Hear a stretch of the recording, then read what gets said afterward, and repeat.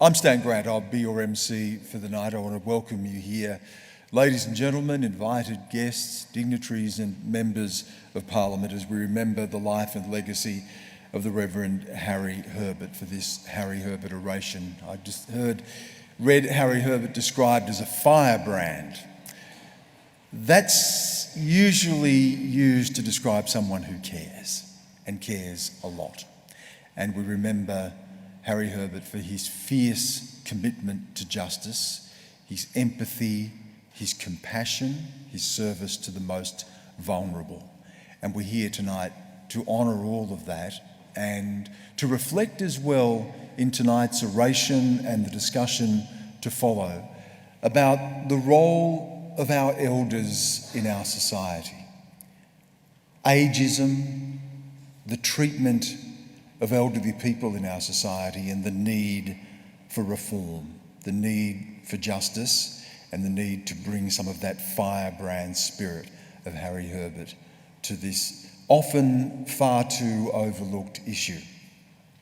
As customary, I want to begin tonight with a welcome to country, and I'll invite now Uncle Alan Murray to deliver that. Alan?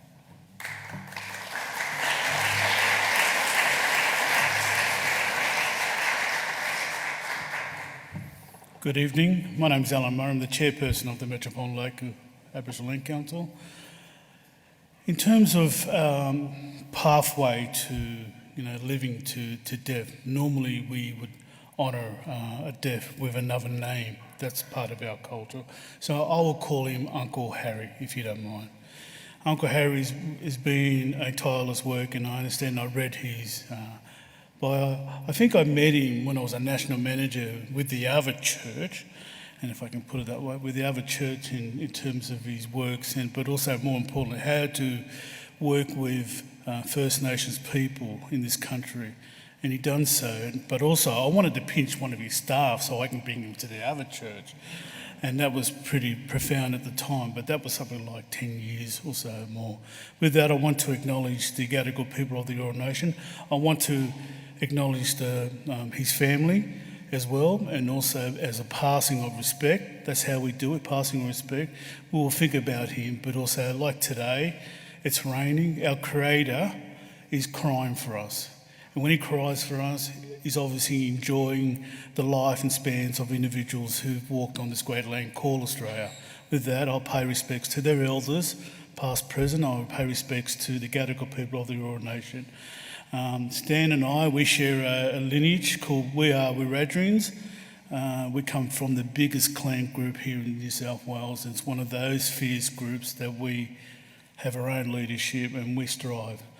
Stan's gone down the other track, I've gone the other one. I stick with the land council structure to make sure that our land and culture is understood. And with that, I really pay respects to Uncle Harry for his tireless works and what he's done, but also more or less opening the doors and keeping those doors for First Nations people to access your services, and also the Uniting Church. With that, I pay respects, and I'll walk with the profound fondness and then also profound understanding that he will be on his pathway to eternity, and that's how we respect our culture. Thank you very much.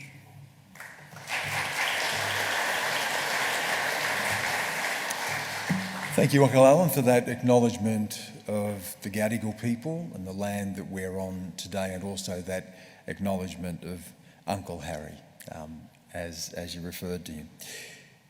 We're here tonight to focus on this issue of ageism and the rights of the elderly in our society, and as I said, we'll be having a conversation afterwards focusing on some of these issues.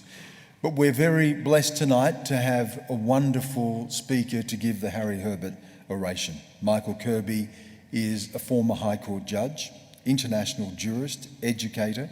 He served as Deputy President of the Australian Conciliation and Arbitration Commission, Chairman of the Australian Law Reform Commission, Judge of the Federal Court as well, and someone who brings to his work the same passion and dedication and commitment to justice as the Reverend Harry Herbert. I've had wonderful opportunities over the years to introduce Michael Kirby, to have shared a stage with him and to have interviewed him on many times about many different issues. And we're very, very fortunate to have him tonight to deliver the Harry Herbert Oration. Michael Kirby.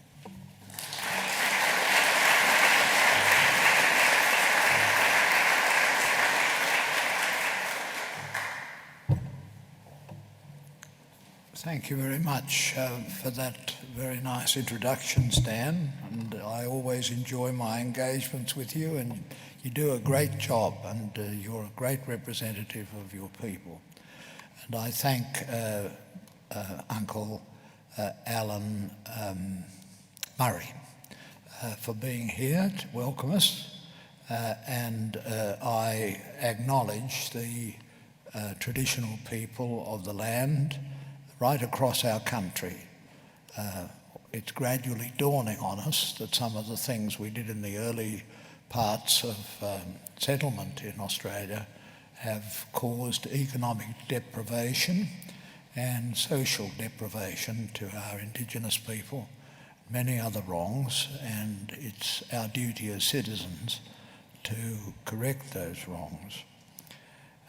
I'm here tonight to honour a very considerable man in the person after whom the lecture is named, and I give him great respect, and I'm going to spend a good part of my lecture talking about him, because there's no point having a memorial lecture in which the person who is honoured is not mentioned much. I've been to so many of them, and as I'm getting close to the end of my journey, I'm very keen that memorial lectures will always give a lot of attention to the person who is memorialised. Now, I honour the presence of the Reverend Ken Day, who is the minister in this place, and I also pay my respects to Mrs. Herbert, and I'm very glad that she is here, and I pay my respects to her and to her daughters, and I hope what I say will be adequate in remembering Harry Herbert and his works in so many causes. I should mention at the outset that I am shortly to undergo a cataract operation. It's quite a regular sort of thing nowadays, but the net result is they put horrible drops in your eyes and it makes it hard for you to read. But never fear, I bought a very large magnifying glass, and if need to, I'm going to struggle through this with the fortitude of Harry Herbert. He was a man with a social message, and his background was in the congregational wing of the Uniting Church. They were most unusual and remarkable people, the Congregationalists.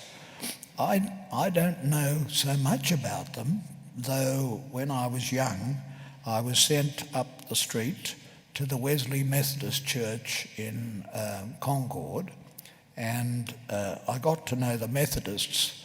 They definitely write the best hymns in the hymnal of the English-speaking people. The Presbyterians are very fine, and they've been in this church or its predecessor for, I think, nearly 150 years.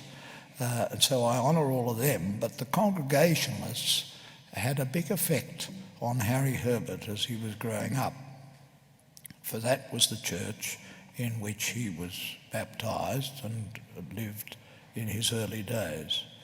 The Presbyterians and Baptists in the United States formed their own splinters of the Protestant persuasion, and ultimately they formed another splinter of the Northern and Southern Baptists. The Southern Baptists are very, very conservative But the Congregationalists always had very fine values, in my humble opinion. They were a Protestant denomination of Christianity in the tradition of English Protestantism, and they took their beliefs to New England in the United States. And it's there that they flourished, and they were dedicated to freedom, equality, and social justice. And so they would be three words that you wouldn't have heard so much in some of the churches who loved, well, how will I put this as a Sydney Anglican, bells and smells, but Harry Herbert imbibed the Congregationalist tradition, and he was true to the values of freedom, equality, and social justice. Like many in the Protestant tradition, he rejected the idea of a rigid theology, and he also rejected the idea of bishops and episcopal arrangements, and the Congregationalists were always very strong on ecumenism. They worked to forge a link between the Protestant denominations in North America. They were also fine supporters of women's suffrage, and they were paralleled in a sense by the people in Maine, a nearby part of the United States, who were the fathers of Prohibition and of stern Calvinist views, which led to the great experiment with Prohibition in the United States of America, which was ultimately seen to be a failure and was repealed from the US Constitution. I am very glad to talk of Harry and to listen to his life and the times he lived with and through, and in this lecture to celebrate about the puzzle of how a religious minister became such a strong advocate for social justice, to the point that he was quite fierce about his views, and he expressed those views in a very powerful way in his role in life and as a minister of the Uniting Church. So it's important to know something about the man himself and the things that brought him to his very powerful and successful efforts for the disadvantaged. Harry Herbert grew up in Sydney, and he grew up in the southern suburbs of Sydney. He must have been a good student, because in the public school system he was accepted into Sydney Boys High School. In that school he flourished, he matriculated, and he went to the University of New South Wales, later Sydney University, before accepting a scholarship to Yale University in Massachusetts, Massachusetts, to complete his master's degree in theology. While studying at Yale, he met Meg Archer, who is sitting in the front row in front of me tonight, and they formed a wonderful partnership and were married, and they had 3 daughters, and they worked together on Harry Herbert's life work. He believed in justice and equality for all, rejecting, by his support of Indigenous land rights and land right activists, whom he met in Warrnambool where his first church appointed was, he rejected a narrow view about the deprivations that the First Nations people had suffered. Years later, he said, "I had a call from God. It was very strong. It was confirmed by the church where I was serving. It was a strong thing in my life that I wanted to serve as a minister of the church." He was accepted by the Congregational Church, and he did 6 years of training and then was ordained in 1972. The call was strong enough, he said, that he could not he could not feel free without responding to the call. And that was a phenomenon that lasted all his life. He served in a number of secular and public activities.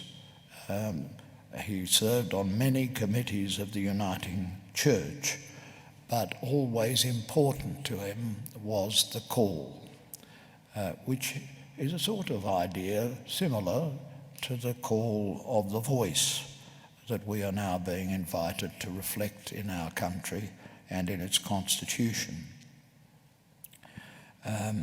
He became famous, or as he said, infamous, in a meeting of aged care and other persons who worked in that area, which is a work that is still going on in this church, the Uniting Church, and indeed in this very church. Every morning I come by, and I usually come by this church at about 6:15 or so, and there are the members of the church serving homeless and mostly aged people. And it's a wonderful tradition that is kept on, and I'm sure that Harry would thoroughly approve. Even into his retirement, he maintained a liberal outlook in his theology. He moved in favour of the Yes campaign during the debate about marriage equality in the plebiscite that was undertaken, and he, following his death on the 6th of December 2019, the moderator of the Uniting Church Synod in New South Wales and the ACD, the Reverend Simon Hansford, said of Harry Herbert's Christianity, "His passion was for justice, driven by the gospel. His determination was a clear understanding of how to achieve the goals he set for himself and for his church. His capacity arose from his faith, first in Christ, then in the church, and importantly, in the call of God to every individual, and certainly to those individuals who are called to the cloth." Now, Harry Herbert, I'll tell you, or let you into a little secret. The lighting is not very good here. Harry Herbert, in fact, it's dreadful. Here we go. His religious views frequently intersected with political leanings, and his outspoken nature on these issues led to politicians, yes, that's a bit better, coming to him for advice and for political leadership on particular issues. He said, "I did not join the Labor Party when I was 17, but eventually I did so, and at the time I think I was pretty young. my parents were quite amazed that I joined the Labor Party. They just thought it was unusual. That would be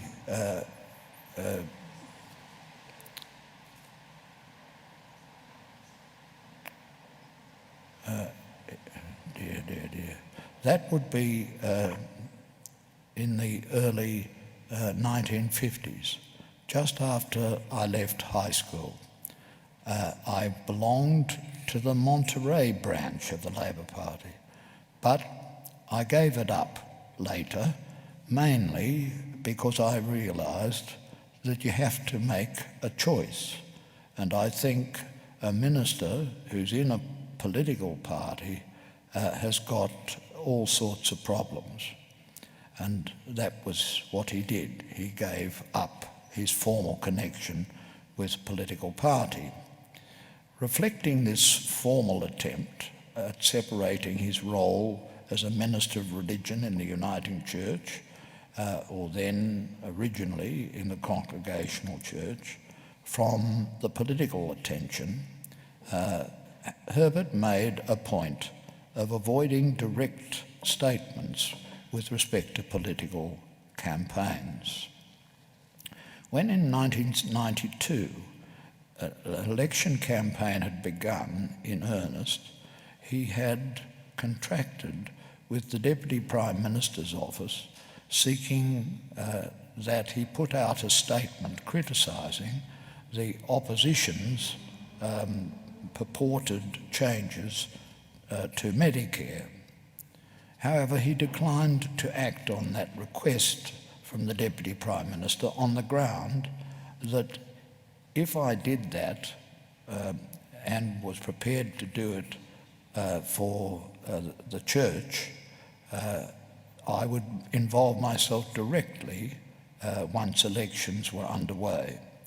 I suggested that they contact the Reverend Sir Alan Walker, and he was somebody who didn't have such scruples in relation to engaging in the business of direct contact with politicians and with election campaigns. He was an important public figure, and so he still relied on Harry to give him the 5 talking points that was important. And he turned on the ABC the next morning and heard the Reverend Sir Alan Walker repeating his 5 points with growing passion. Despite his dalliance with explicit political interference, Harry Herbert definitely understood the role of the Uniting Church with respect to the government.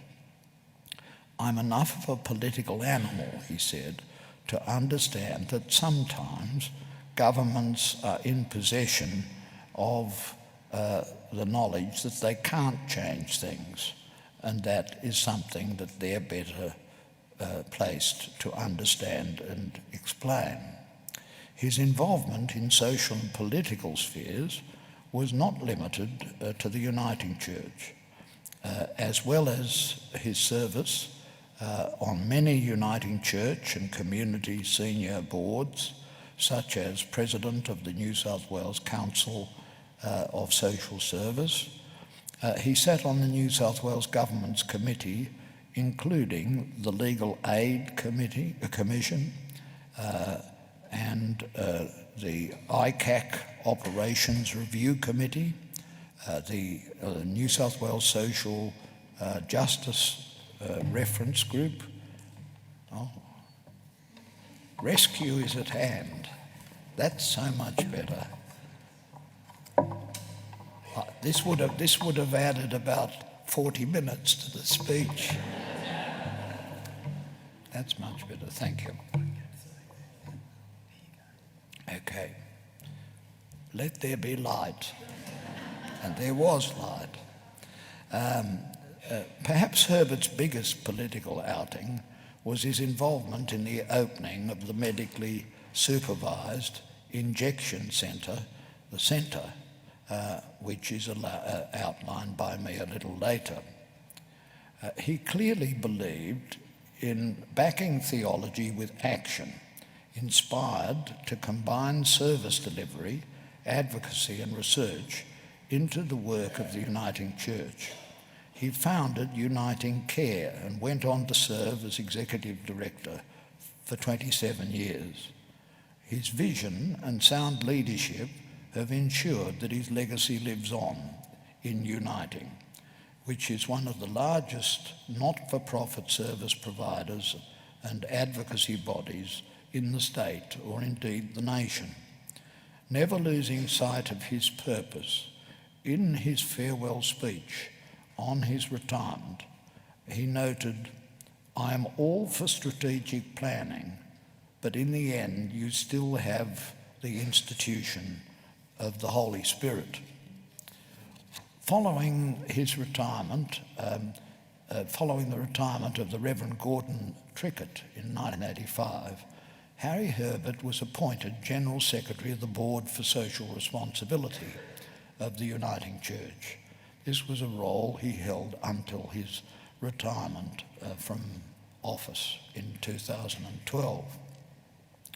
When he took up the General Secretary's role, he was given a small and poorly heated room, which was grandly called the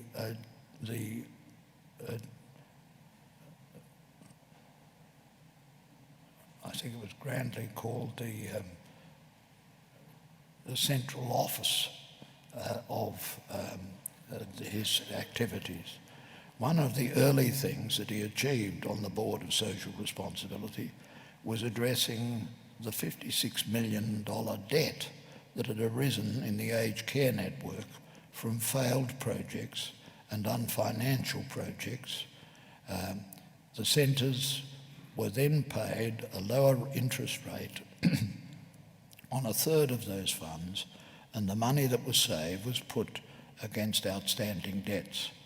When proposing this solution to the Synod, Harry Herbert argued that having a successful centre and having the successful ones pay for the less successful ones would not only be moral, but even more so, it would be a Christian way of dealing with the issue. This is one of the many examples in which Harry Herbert proved the importance of his faith in the way he worked to using it for the community. In his role as General Secretary, he became involved in the establishment of the Western Sydney Tenant Service, WESTS. In 1988, the Minister of Housing defunded the tenancy advice services established by a previous government. He did so in the face of protests that Herbert was involved in making.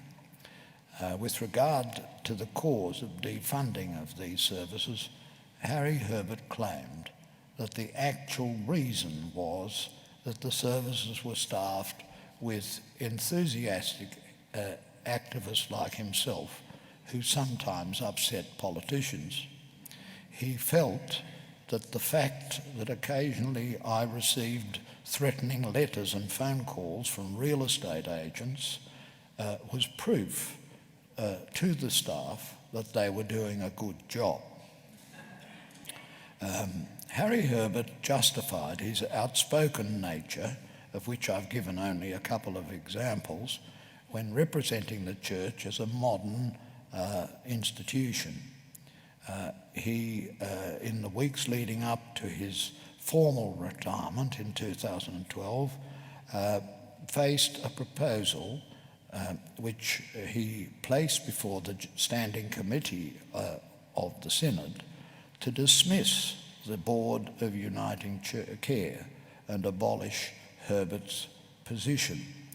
This was a suggestion that was being put by other forces in the church. A significant effort was put forth by Uniting Care and its community, and eventually the Standing Committee of the Synod rejected the proposal.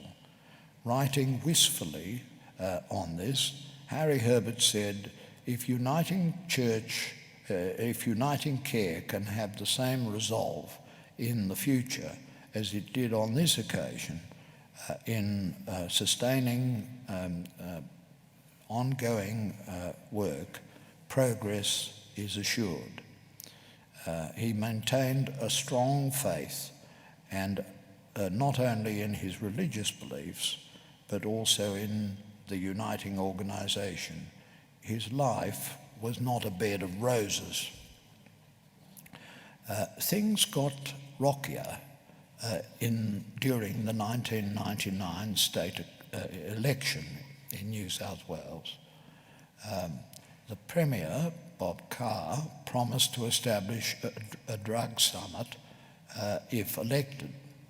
Following Mr. Carr's election, the summit was held. It involved all members of the state parliament as well as representatives from anti-drug and pro-drug groups.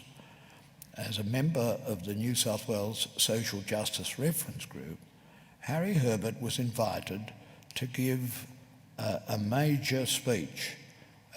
Lobbyists in favour of the establishment of an injecting room in King's Cross considered opening a room themselves to be located in the Wayside Chapel, the main congregation of the Uniting Church in this area. This led to the Reverend Fred Nile calling for the arrest of the Reverend Ray Richmond, the director of the Wayside Chapel, even though they were both ministers in the same congregation. After the summit, the New South Wales government voted to implement a medically supervised injection centre. This would be run by a non-governmental organisation, and initially the Sisters of Charity were to be the conveners of that centre. Famously, they are the sisters who run St Vincent's Hospital in Sydney. However, the Roman Catholic Archbishop of Sydney at the time, Archbishop Pell, received word from the Vatican that a Catholic organisation could not be involved in this sort of centre. And following Harry Herbert received a call from the ABC radio announcing the decision of the Sisters of Charity to withdraw, and he said that the board, and he was asked whether the Uniting Care would take over from the Sisters. He said that the board would consider it, and it was soon he was soon contacted by John Della Bosca, the minister in charge of implementing the centre for the Carr government. Harry Herbert set about finding a location for the centre, and eventually that location was found at 66 Darlinghurst Road by the Reverend Ray Richmond. Although the owner of the building, George Senis, had no objection to the establishment of the centre, he rejected the proposition on the ground that his colleagues in King's Cross Chamber of Commerce and Tourism were strongly opposed. Never one to step back, Harry Herbert attended a meeting of the Chamber. He did so at the suggestion of Mr. Senis, the owner of the building, proposed. He hoped to rely on the skills of Harry Herbert to persuade the centre to change its mind. However, as Harry wrote later, my sermonising skills didn't cut much ice with the various brothel operators who probably feared that some of the sex workers might become influenced by the centre and by its staff. Despite this, Mr. Senis ultimately agreed to sublease the building. The Chamber later announced that it would take legal proceedings in the New South Wales Supreme Court to prevent the operation of the centre arguing that the Uniting Church was not a suitable operator. The court found against the Chamber's argument and ordered that it be dismissed with costs, which was subsequently pursued by the Uniting Church, who eventually obtained a Supreme Court order for the winding up of the Chamber. This showed that Harry Herbert could sometimes display the unforgiving passion of political parties. The Sydney Injecting Room opened in May 2001 for an 18-month trial.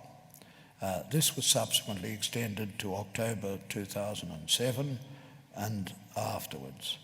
Herbert described the opening as receiving the minimum of fanfare, although he noted that reporters from the newspaper in Sydney, which is the newspaper of record in Sydney, had booked hotel rooms across the road and had set themselves up in a large camp so that they could snap the users moving in and out whilst they themselves watched football throughout the day. Harry Herbert later said, although the injecting room is only a small part of the work of Uniting, it has sent a strong message about Uniting's willingness to undertake adventurous projects and to reach out to marginalised people, illicit drug users and others who are probably amongst the most marginalised people.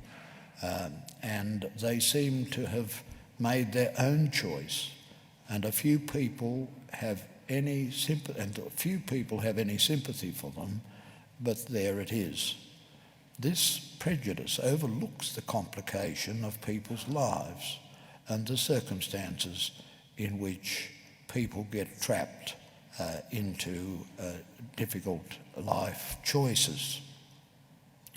A study into community perceptions of the centre indicates that the proportion of residents who had witnessed public injecting in the locality within recent times had fallen after the centre began operating from 33% in 2000 down to 19%, and at least they had the advantage that the centre was located in the area and that was being used by drug users and improved the position of the wider community. After 21 years of the Uniting medically supervised injection centre and the significance of this coming of age, Clover Moore, the Lord Mayor of Sydney, handed over the keys of the city to Harry Herbert. In the 21 years, over 17,500 people had used the centre for 1.24 million supervised injections. Almost 11,000 overdoses were managed in the centre with 0 deaths, and the centre gained more support from the general community because of the broader acceptance through the 2,000 referrals to health and welfare services outside. Dr. Marianne Jauncey, the director, believed that the centre would not have opened without Harry Herbert's vision, his unwavering, steadfast commitment to doing what was right, he believed was essential to the life of the church. When asked about Harry Herbert's involvement with those at the centre, Dr. Jauncey remarked, he was not a warm and fuzzy type. He didn't believe in unnecessary meetings or guff and waffle or chit-chat. He believed in getting things done. And that's why those of us who admired and respected him did so with such gusto. The marked success of the centre led many to admire and respect Harry Herbert, and the success was the direct result of his drive to support the disadvantaged in society, a drive that has been, in this respect and in many others in which he participated, a signature of his life and work. On the 6th of May 2021, United New South Wales ACT proudly commemorated 20 years since the centre began its operations, and since then there have been further celebrations. It became part of the fabric of the broader King's Cross community. The celebratory event drew together hundreds of people from all sides of politics, uniting New South Wales ACT, the churches, the wider community and the people who have used the centre, or those whose lives had been directly affected and overwhelmingly had been helped and supported by the centre and those who worked there. Now, Harry Herbert also battled in many projects, and doubtless we'll hear about them in the dialogue on the stage when this is finished. When he went to the special conference organised by Bob Carr after his election as Premier to consider drugs, he was told that he only had 15 minutes in which to speak to the audience, and he gave his speech and it had a great effect. If I were to now deal with all the other matters that Harry Herbert worked on, I would far outstrip the 15 minutes if I've not already done so. Enough has been said to show his courage, his originality, his independent thinking, his love of the vulnerable, and sheer determination that have given us a model and an example. We would be wrong to elevate a single injecting drug facility as an example of a great challenge that Harry Herbert sought to meet in dealing with the issues of drug addiction and use. That Bob Carr and his government supported it against much loud opposition spoke a great deal about the advocacy and determination of Harry Herbert. Much more needed to be done, but Harry Herbert showed the ongoing power of the love of the Lord. We are duty-bound as Christians or non-Christians to follow and emulate his work. So what lessons do I draw from this area of Harry Herbert's life, which is the area that I know, his valiant stand in relation to drug law reform? What are the lessons? What are the lessons for our lives? What are the lessons for our engagement in civil society? What are our lessons for reform of attitudes of some of respectable members of society?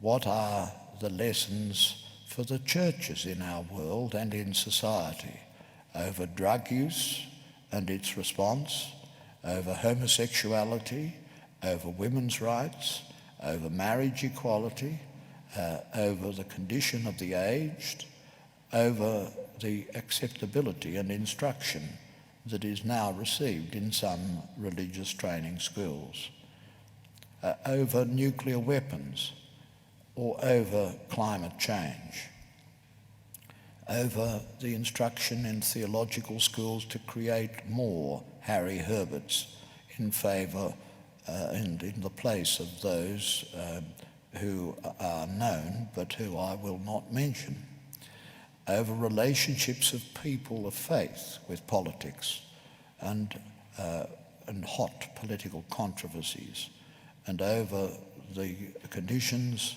and needs of the First Nations people and of refugee applicants in the land and those who help them. We should not forget, in a land where white Australia ruled for so long, Harry Herbert and his standout personality, his support and leadership, especially but not restricted to drug use and care and reform of the conditions of the aged. He was there in cutting-edge controversies. This is the first memorial oration here tonight at St Stephen's. I hope that in the future, orators with different knowledge of his skills and with different knowledge of their own skills will go beyond the matters that I have mentioned and will mention. But there is no point, as I said earlier, in inaugurating a memorial lecture for a named person unless we learn about, ponder on, and absorb the person who inspired the oration, and consider how we can commit ourselves to action in the future which will walk along the same path. There are so many topics in relation to the issues of drug reform that are before our community and our world at the moment, that were I to explore them all, or even some of them, I would far exceed the allotted time. At home, they include, in the area of drugs, by no means exhaustively, using the THC blood in the blood and saliva as measures of cannabis impairment. Is that a safe and reliable test? Assessing the growing success of the movement to legalise cannabis, the rollout of the take-home national naloxone program to address the national epidemic in overdose, more than 2,000 deaths per year, which is second in the cause of deaths, in a leading case of deaths in all ages and all genders. It's second only to suicide for those in their 30s, and it's a huge cost to the healthcare system, to ambulance services and many other services in our society.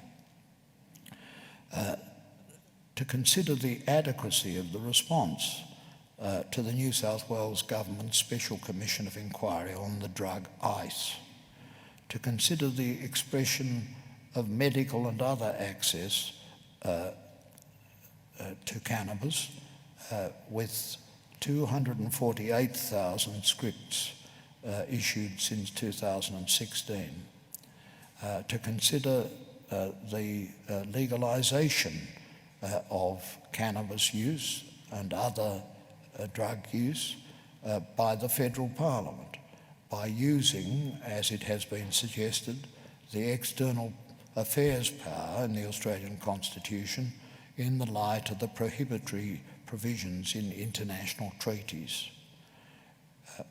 Mobilising rising recorded community support for extensive decriminalisation of some drug use for personal use, as recommended by the New South Wales Bar Association.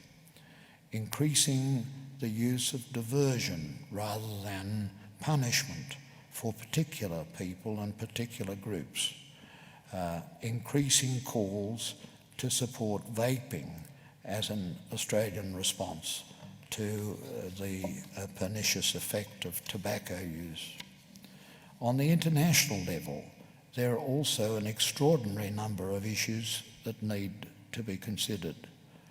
To discuss the shocking levels of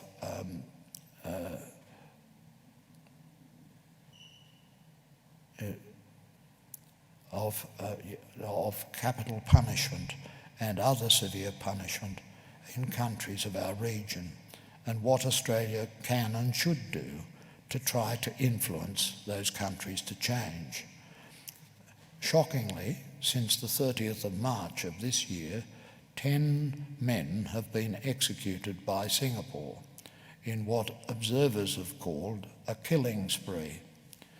At least one of those who was killed was a person who reportedly had a severe mental deficit. International pressure appears recently to have helped secure a promise from the Singapore government to repeal at long last, the provisions of Section 377A of the Singapore Penal Code, providing for criminalisation of LGBTIQ offences. If that impact of that pressure was ultimately felt in Singapore, likewise pressure to remove the laws causing the automatic execution, sentence to death of people for drug offences, for some drug offences, should be exerted to get change. Action by countries, including our own, to the report of the Global Commission on Drug Policy. That report is called Time to End Prohibition. And on the UNDP Global Commission on HIV and the Law, in its report, Risks, Rights and Health, which I took a part in writing, they proposed a significant overhaul of drugs that have been the result of the prohibitionist model that was accepted in Maine and that spread to all parts of the United States. But so far, many of the recommendations have not been implemented. Action on the World Health Organization and other UN recommendations of a concerted kind that have been made towards new drug control frameworks, considering the moves and experience of the Canadian province to decriminalise cocaine, opioids and ecstasy, considering the action of Thailand, of all places, recently to decriminalise cannabis, a policy that has been implemented by law, and observation by Australia of International Drug Users Day on the 1st of November, with its call to urgent action against criminalisation of people who use drugs, having regard to the negative effects that such laws have on HIV responses and on viral hepatitis responses that are more urgent. I don't suggest that these steps, or any of them, would be easy or without political and practical sensitivities and difficulties. Harry Herbert confronted and helped to overcome such difficulties. But the actual moves by Australia in the direction of reform of drug law policy has been, as it has recently been described, sluggish.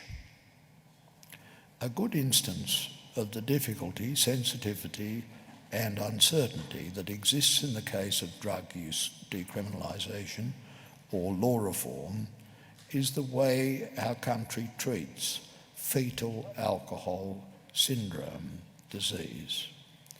Recent articles in medical literature suggest that there is a clear and direct relationship between the conduct of women who drink alcohol during pregnancy or before.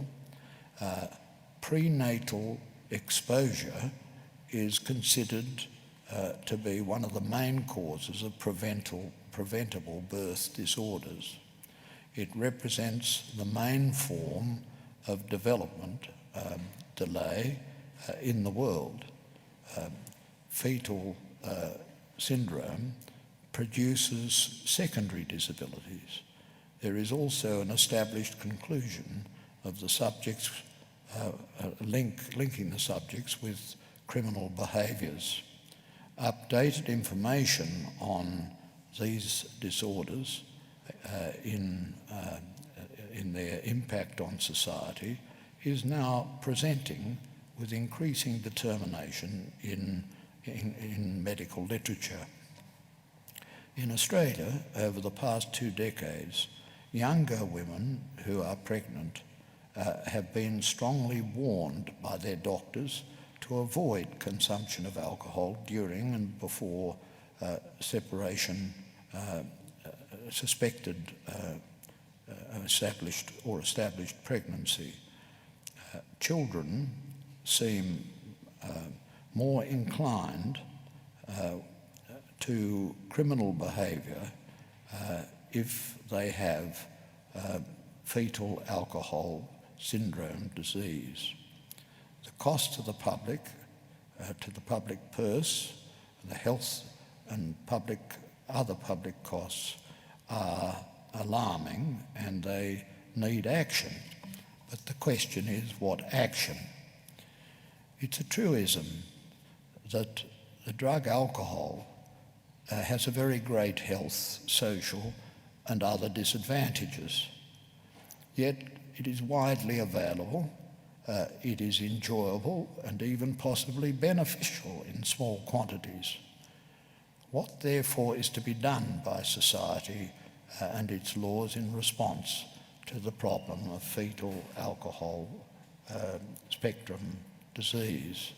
This is a typical modern problem that is presented by the issues of restrictions and controls over the use of drugs.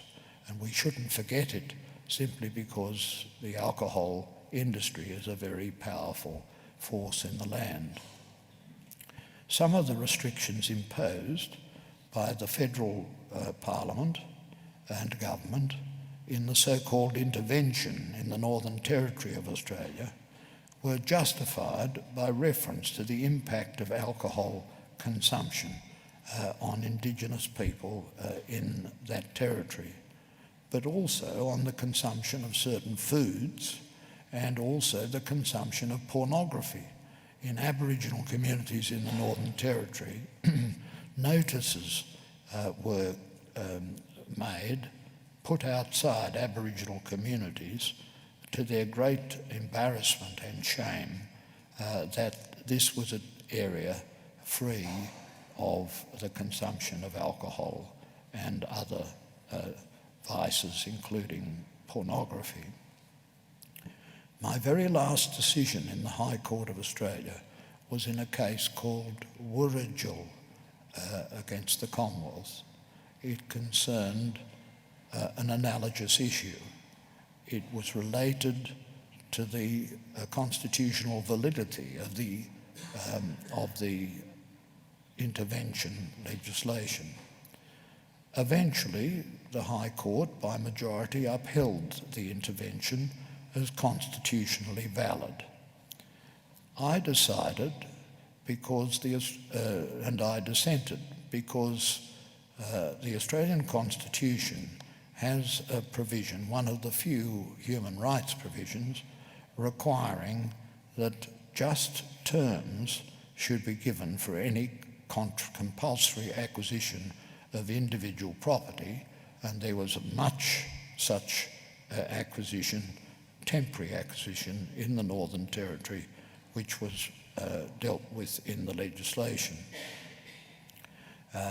In the United States Constitution, on which many provisions of ours, though not all, were based, the provision in the case of compulsory acquisition is for just compensation, and most of the cases have been concerned with defining what just compensation means and how the payment of certain amounts of money can counteract the fact that it's a compulsory intervention in property. But in Australia, the founders decided deliberately not to use the term just compensation, but to use the term just terms. I concluded, adopting some arguments that were put to the court, that the complete deprivation of property, even for a term, without any consultation and contrary to an inquiry which had been held which emphasised the importance of consultation with the First Nations people, was essential to the lawful imposition of severe restrictions. But what should be done in the case of young mothers? What should be done in the case of those who are pregnant, who ignore medical advice, who ignore school education on this issue, and who maybe do not know about fetal injury? Does the medical research warrant any laws to protect mother, child and community? Or would this be to introduce a new form of prohibition? And if so, that is something we would not wish to do readily. That is an issue that I hope might be considered either in the discussion that follows or elsewise in society. At Bob Carr's drug summit, Harry Herbert was allowed, as I've told you, only 15 minutes to address the participants on the many issues in which he was engaged. Yet his remarks helped to achieve one of the most important successes on what is a dismal landscape. I've now enjoyed more than 3 times his allowance, and I'm under no illusion that my words will have an equal impact. But I do hope they will suggest to us the qualities of courage, intelligence, and persistence that Harry Herbert always displayed. We should copy from him. May his example continue to inspire and guide us.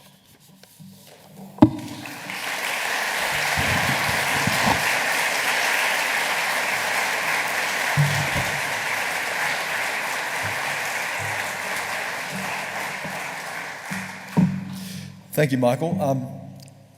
It's extraordinary when you sit there and just hear an oration like that and reflect on someone's life and to reflect on the commitment that someone brings to their life through their faith and through their dedication to justice.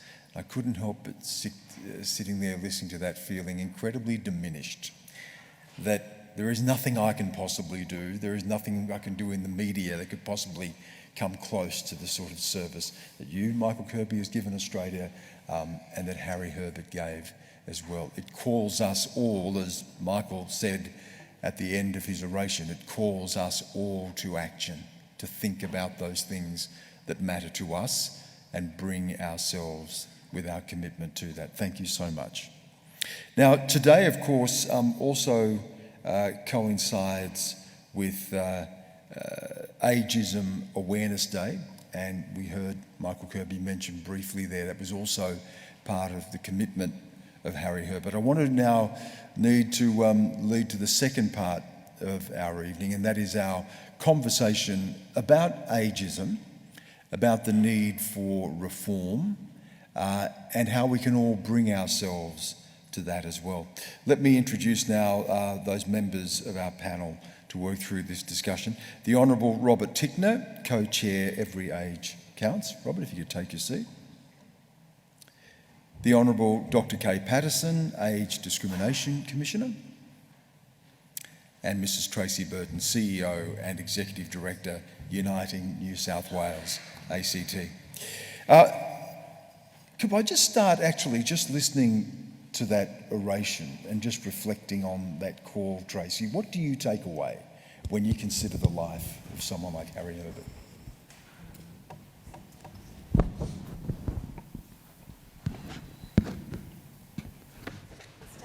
Oops. Are we on? Yes. Yeah. If you're feeling diminished, imagine how I might feel as the Executive Director of Uniting New South Wales and ACT today. It's such an absolute privilege to follow in the footsteps of Harry. And of course, I'd like to acknowledge Peter Wallen, who was the executive director between Harry and myself. But for me, that very clear message of that legacy is action. It's one thing to worry and analyse and think about how did we come to be here. The key thing is to be courageous and take action. And in this space of ageing, particularly Uniting has the privilege of touching the lives of senior people through our residential aged care, our home care, our retirement living, and our War Memorial Hospital at Waverley, particularly to make sure that we're actually reforming this system for their benefit. We know we can do better, and so courageously putting forward solutions, big solutions that are required, I think, to make the world a better place for our seniors. Kay, I might ask you about the portrayal of elderly people in our society and how that contributes to a lack of action. I wonder if you reflect on how the media portrays or doesn't portray, and why there is this invisibility when it comes often to this issue. Well, Stan, I think you're on. Yes, you're on. I guess that I'm dismayed and discouraged often, as the Age Discrimination Commissioner for the past 6.5 years, to see some of the results of the way in which older people are treated, and in its extreme, it is appalling. Elder abuse is pervasive and pernicious, and it ranges from just thinking, oh, Mum, I'll just take a bit of money out of your account, through to murder and sexual assault. I mean, it is, I just think we've lost our moral compass often. And I think we just had the International Day of Older People, and we got a little bit of coverage to encourage people, but it really isn't sexy. And you can't get media coverage. It's very difficult to get the media involved. I'm not criticising you. No, don't criticise, absolutely. But it is terrible. And recently we did some research with the Australian Human Resources Institute about attitudes to older workers. And Susan Ryan, my predecessor, with whom I was great mates, we met every 6 weeks after she finished and I started, despite having been ministers in 2 different major parties. We had this fantastic relationship and she helped me enormously in the job. But we did this research, and she'd done 2 series of this research, and I followed on repeating it to see if we could get some patterns. And when Susan did the research, 57% of companies said they had an age above which they didn't employ people, and that was about early 60s. When we did it in 2021, it had dropped to 27%, but amazingly it had dropped to 50 years of age, and all the press rang me. I'm 45, it's up 5 years' time they won't want me. At 60, they couldn't even see that they could be in that situation. I was fascinated with the response of the press when they got that it might affect them. And I think that says a lot about the attitudes. But I tell you, sometimes in my job, I need a counsellor when I see some of the outcomes of ageism and the way which older people are treated. You're on the Australian Government's Council of Elders. What can that council do? Well, the oldest person on the council's 93. She's a statistician and did a master's degree in England. So imagine what she was like when she was young. Harry Herbert, I think, would have liked her. She is feisty, and she said to someone at the meeting recently, we're having a meeting next Tuesday, well, I can't stay for dinner, she said, because I've got a meeting in Wollongong the next morning. And that's how she talks to everyone. She's very firm. She's not going to suffer fools lightly, but she is amazing. And every one of those people on that committee are there to tell the government what they think about what should be done about aged care, and they will not hold back. So I think it's an amazing group appointment. So they're in a hurry. They realise they haven't got long to have a say, but it is, I think, was a recommendation of the Royal Commission. I'm privileged to be on it.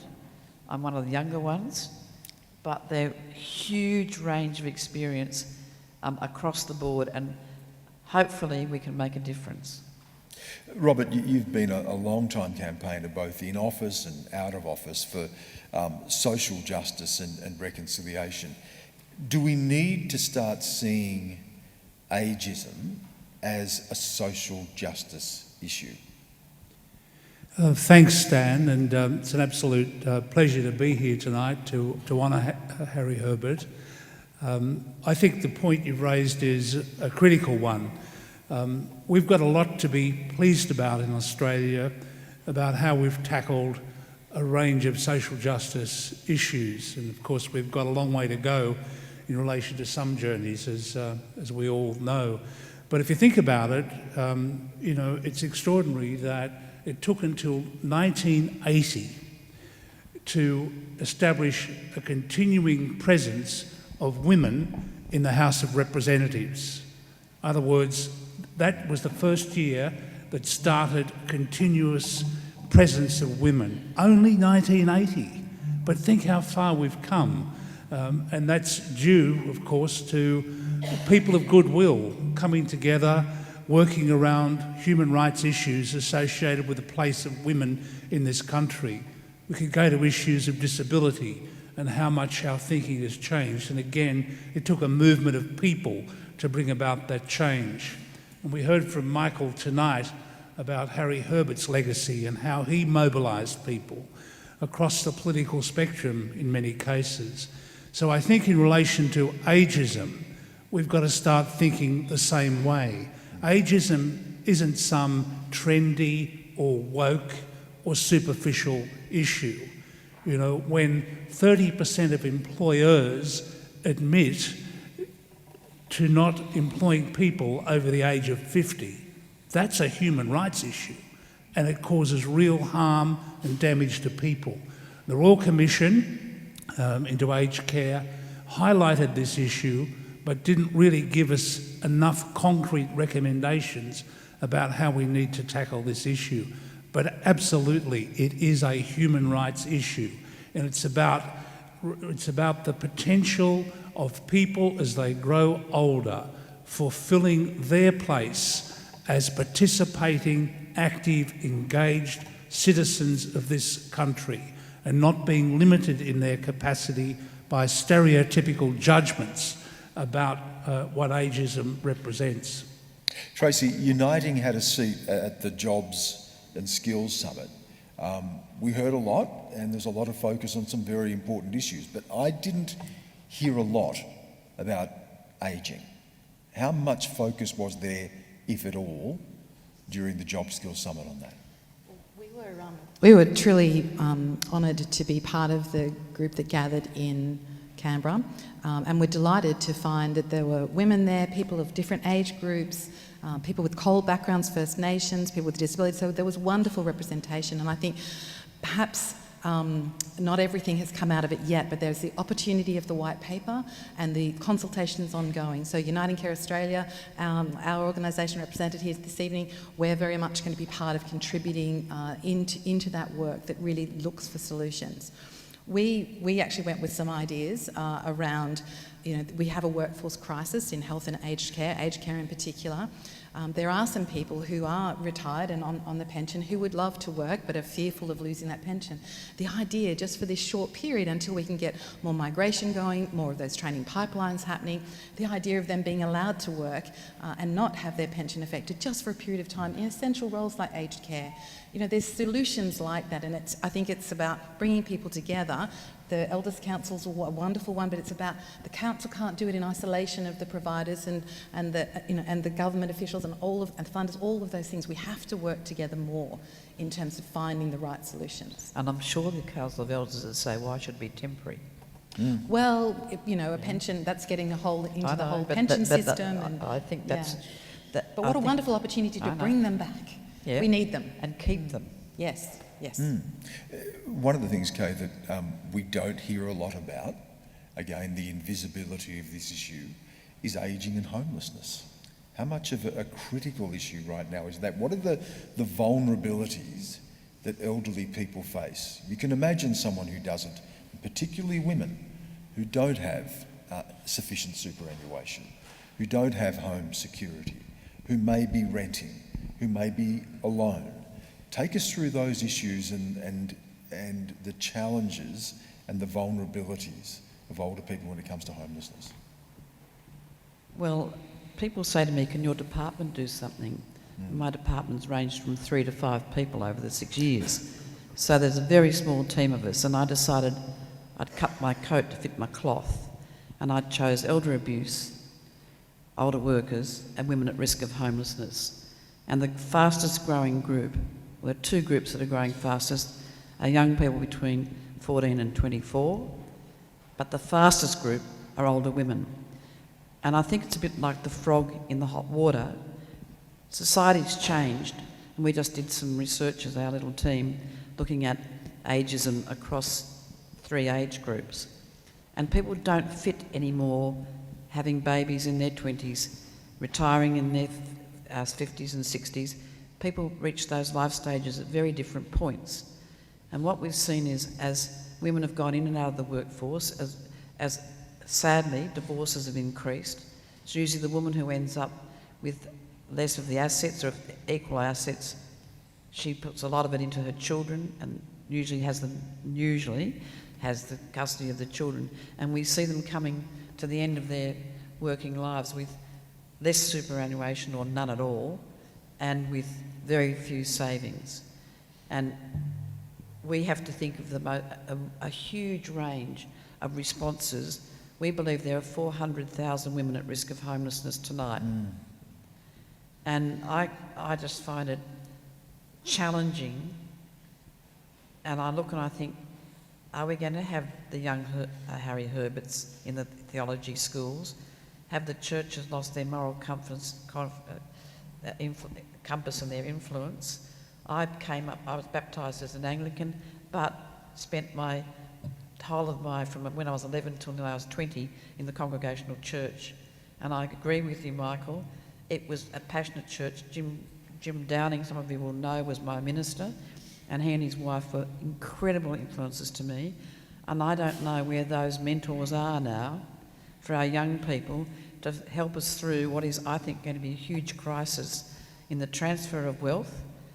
$2.5 to $3 trillion will be transferred, and I fear for older people being abused financially particularly, and I fear for the hundreds of women, the tsunami of women who are going to be homeless. And it behoves us all, the churches, industry, business. I've been working very closely with the retirement living sector and told them if they've got one bedroom or bed sit vacant, they should feel disgraced when we've got women living in cars. And we have to think social housing will not answer all those solutions. Local councils are dreadful. If any of you in a local council holding back housing, low-income housing, because the people in their area won't like it, well, we've got to get past not in my backyard when it comes to housing people on low incomes. There's a range of work to do. Do I feel passionate about it? Yes, I do, because I won't be here. I'll be pushing up tulips or daisies when the whole peak happens. But the young people here will actually face a crisis that Australia's never known in housing, particularly older women. Robert, I might get you just to reflect on what we've heard. 400,000 elderly women facing potential homelessness. We heard Tracy talk about people consigned to the dustbin at 50, 60, that people not being employed at a certain age and trying to get older people back into the workforce. Where is the failure here? Is it a failure of not caring, not seeing? We know there is a failure of media in not covering these issues, but is there a political failure here as well, and a lack of will and commitment? Well, I think that we're not going to be able to cover all the issues tonight, but I do urge people to look at the website of Every Age Counts, which is a coalition of organisations, nearly 100, right around Australia, which is working around these issues of ageism and shifting the public conversation about ageing in Australia. Because you're right, Stan, there is a big problem here. We do have laws in this country which make it illegal to discriminate on the basis of age in every state and territory and nationally. But the problem is, of course, that just changing the law isn't sufficient. We've got to change what's in people's hearts and minds. And we've all grown up, each and every one of us have grown up with a very stereotypical view of what it means to be old. But these days, of course, with the age of the population now going to record levels, which ought to be a sign of great achievement for a society, that we've taken people, to living 20 and 30 years longer. But with that, of course, comes a recognition that people continue to be human beings, with intelligence, with ability to contribute, with needs and wants. And in almost all these areas, of course, the public conversation still sees older people as frail, forgetful, foolish, and these stereotypes really start when people start to get in their 50s. And I really think that we do actually need to seriously start a movement that questions these stereotypes, because they really have such a terrible impact on people's quality of life. And just on that, to finish, Robert, Every Age Counts has a quiz, Am I Ageist? Tell us about that and what it reveals. Well, it's really interesting. So go to that website, Every Age Counts, and we've got an Ageism Awareness Day that Stan mentioned on Friday. About 1,000 people have signed up to a webinar. But the website has a useful video from Brian Brown about ageism, to explain it in very simple terms. It has this quiz that asks everybody to consider whether or not they're ageist. And it's a simple thing, it's a very personal thing, no records are kept, it's all yours. But it does remind us all that we all have these ageist attitudes. And sometimes the ageist attitudes that we carry impact on our own expectations of ourselves. We start to adopt, if you like, an ageist mindset that impacts on our very own quality of life. But it goes much further than that, and the Aged Care Royal Commission did recognise that ageism can create real harm, when the humanity of people is devalued. And Kay, of course, knows this from her work in relation to elder abuse. It's a really pernicious concept that we really haven't talked about in this country very much at all. So I think ageism, its time has come as a major area for public debate and discussion as we shift the conversation to empower older people to really live fulfilling lives for as long as they can, as our age span increases so dramatically as it is. Please thank our panel. Thank you.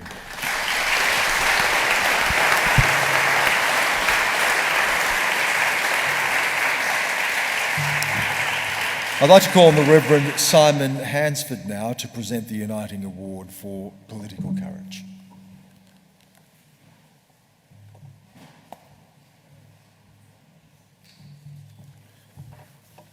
Thanks, Stan. I'm actually instigating rather than presenting, which is probably a little bit simpler and a little bit less decorative.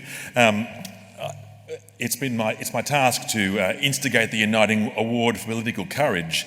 And as I was thinking about preparing this afternoon, I was thinking about Uncle Charles Harris and Dorothy McRae McMahon and Ted Knopfs and Ray Richmond and Alan Walker and Harry Herbert, and about their role in terms of instigating and activating and speaking and inspiring others in the church and in the wider community about being part of the world in which they lived. Christians in the community engaging in public theology, working out their faith. If you love those who love you, what credit is that to you? For even sinners love those who love them. If you do good to those who do good to you, what credit is that to you? Even sinners do the same. If you lend to those from whom you hope to receive, what credit is that to you? Even sinners lend to sinners to receive as much again. But love your enemies, do good, and lend, expecting nothing in return, one famous man once said. The radical nature of courage is critically important. How we engage in the world around us and articulate that courage in ways that make sense and challenge and bring life. Engagement with courage is costly and involves sacrifice. That's part of our faith in the one we follow and in the lives that we lead. But that courage also arises from a deep sense of hope, that there is a larger story of which we are a part. So in that same spirit, I want to announce tonight about the Uniting Award for Political Courage and how it can be engaged with in terms of anyone in our community, but especially those who are involved in political movements. We wish to recognise political figures who share our values of being compassionate, respectful, imaginative and bold, and who lead with conscience as they practice these values in the name of social justice for all. It's been inspired by the John F. Kennedy Profile and Courage Award, and so we bring it tonight. Nominations are now open, and the winner will be announced next year. So as you can see, I'm just simply instigating. And the chosen recipient will be a Australian political figure who has served in local, state, territory or federal government, has acted boldly in pursuing a cause, policy or position that aligns with and upholds Uniting's mission, values and principles. Ones who have faced resistance or pressure from other people, parties or interests. We're prepared to accept the award and willing to meet our requirements for acceptance. So that's being announced, and I hope you will think of nominating somebody or be engaged yourself. That will be important. And my second task, which is a simpler and much nicer and more direct task, is to present Meg Herbert with a small gift. Thanks, Dan. Meg and I had a quick yarn beforehand, and we were just saying we've known each other for quite some time and laughing about all the times that Meg has chastised me, so it's my chance to give Meg a gift in return.